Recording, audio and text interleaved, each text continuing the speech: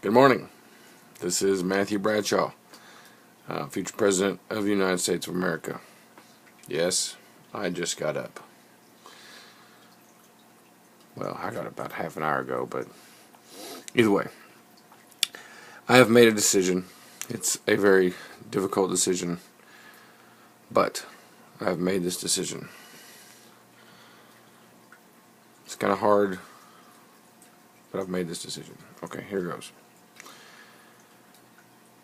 I believe that when I leave here, that there's a high potential for me to be walking out of here with pretty much nothing but what I can carry with my truck. I'm planning on selling everything that we own, except for stuff that I want to take with us. You know, like this, the iPad, like the TV, the PS3, you know, our computers, printers, you know, things like that, refrigerators. Okay, those kind of things we're not going to sell.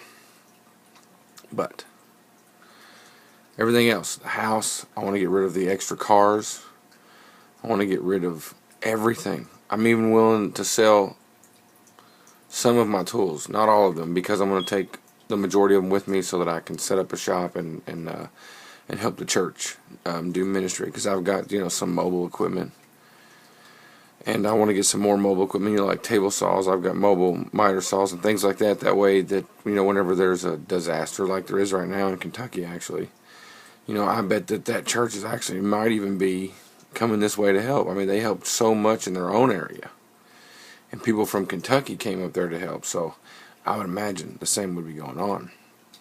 So what I want to do is I want to take my tools with me so that I can use them to help out the ministry. And of course, if the church needs anything built or repaired, you know, I'm planning on serving them and being their repair guy. Now, here's the choice I made. That's a hard choice. My wife said she doesn't want to go. She doesn't want to walk by faith, which is what this is going to be. And I'm not saying that in a derogatory, oh, she don't want to walk by faith. Oh, she don't want to walk by faith. You know what I'm saying? I'm not trying to say it like that. I'm saying she's not ready to. You know, and I realized something. I've always pretty much just dragged her along, you know, in my walk with God.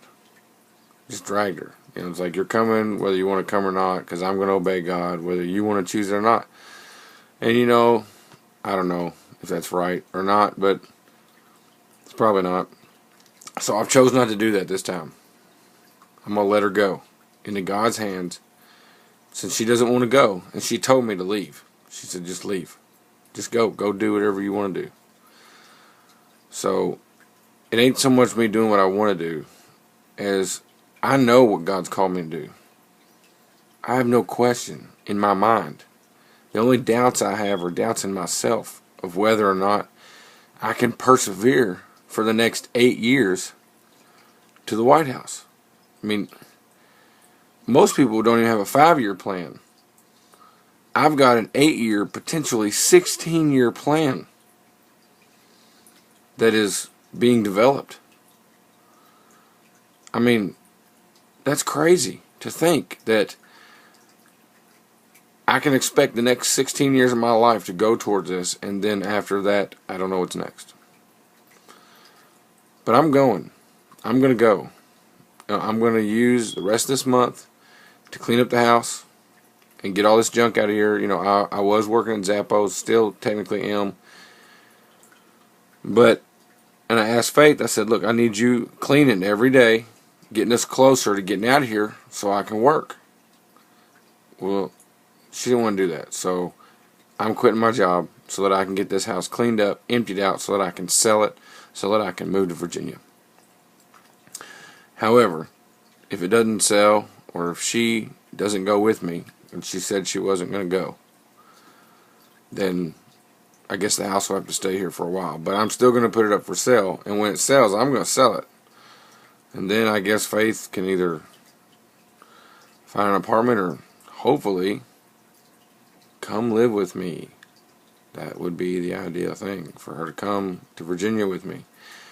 But so here's, I know some of this is hard for people to hear, and they're like, oh, you shouldn't do that, family first. Well, I don't agree family first. I never have agreed family first. It's supposed to be God first. I can show you that over and over in the Bible. I can show you, starting with the Ten Commandments. Not shall have no other gods before me. Nothing should be before God. Then in the New Testament it says, seek ye first the kingdom of God. Okay? Family is not first. God is first. So obeying God. Abraham was called to leave his family. Abraham was called to choose God over his family. When God asked him to sacrifice Isaac, God was saying, choose me over your son. And he did. And he didn't lose his son. So I'm sort of going at this also with the faith that if I let her go, because I've been trying to convince her to make what I consider the right choice, which is to follow God. But I'm not going to do that no more. Now her choices are her choices. Okay, she's got to do what she's got to do. And I'm just believing that God is going to get a hold of her, and in His timing, she's going to be with me. But there's not going to be any more fighting. I'm not going to be walking with her and her want to fight the whole way and go in the other direction. The Bible, Proverbs, talks about it over and over. Have two oxen or whatever aren't going the same way, they're not yoked together, going in the same direction, it accomplishes nothing. Well, I'm tired of accomplishing nothing, and I know what I have to do, and I know the timeline that I'm on. And if she doesn't want to go, I'm not going to make her. And I'm going to go. And my plan right now is, well, I just went and looked for transmissions for this car that I need to fix. But my plan, if I can find a transmission, is to fix that little car, drive down there, get some kind of job, working Papa John's or something, go to school, work Papa John's, sleep in my car. Go to school, work Papa John's, sleep in my car. Probably just, take showers at truck stops or something like that. But I've got to go. And I really believe I'm going to go down there and God's going to open an opportunity to get this house. Or I'm going to have this house sold by the end of this month, and I'll have maybe some down payment money to put on the house. Which then maybe faith will just say, hey, okay, now I'll go. Maybe, walk by faith, not by sight. Well, maybe she's just going to have to walk by sight. I don't know. God knows what she needs. And I haven't been doing a good job of helping her because I just get aggravated. So I just said, look, Lord, it's up to you. She's in your hands. I'm going to go and I'm going to obey you like Abraham did. I'm just going to go, and I'm willing right now to give them up. And I hope and I believe that I'm actually not giving them up, that I'm simply letting go and letting God. Because my heart is not to not have my family. By no means. I love my family. But my heart is also to obey God. And anything that's holding that back, I have to let go of. And Faith's choices, whatever's stopping her from seeking God and finding God, whatever the mental block is, whatever past hurt or whatever it is, she's going to have to get past that. But I'm not going to let it stop me anymore. And I'm sure I'm going to be criticized for this, but I believe in my heart, in the bottom of my heart, that through this obedience, through me choosing God, that God is going to truly reveal Himself to my wife, and that my wife will come around, and that my wife will know beyond a shadow of a doubt that this is God, and be willing to dedicate her time and effort and something that she battles with, which God calls every Christian to do, and that is to lay down your life for the cause of Christ, so that you can tell everybody that God so loved the world that He gave His only begotten Son, and whosoever believeth in Him shall not perish but have everlasting life. God gave us that gift so we can share it with others, so we can know Him, so we could commune with Him. That was His whole purpose, because we fell in sin.